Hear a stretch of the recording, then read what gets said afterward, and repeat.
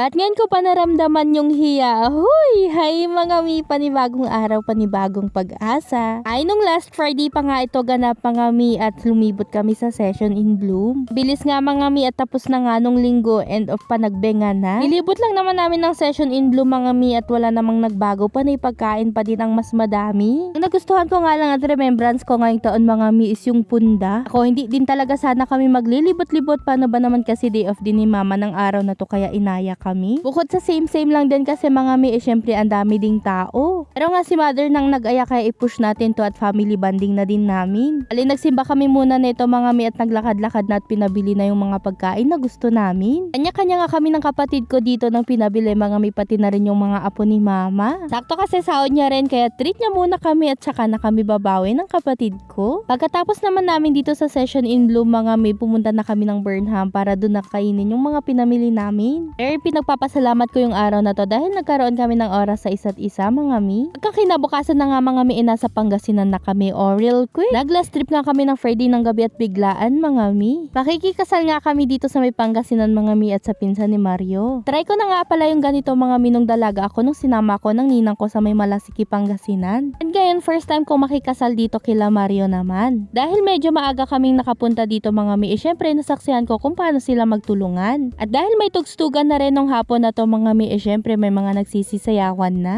Walang humpay ang saya kapag ka nga nasa probinsya ka at sa mga ganitong okasyon mga mino, ang daming tao, ang daming pagkain. Alaya kang gumalaw dahil maluwang tapos fresh pa yung simoy ng hangin kahit paggabi na. Dahil hapon na nga nakakita rin si Prince dito ng inakas na kambing kaya nilapitan niya at pinakain niya na. Tulad ni Mario mga mi, yung anak ko na to ay talaga namang makahayop din. Hindi yan siya natatakot mga mi at talaga namang gustong gusto niya. Tapos na ang kainan neto at talaga namang gumabi na, nag-aantay na lang ng mga bisita at sasayawan na. Aba naman. Feel free kang sumayaw kapag ka nga ganito mga mi at talaga namang napakasaya. Etong anak ko kunwari pa yan siya pero gustong gusto na rin talagang gumiling yan.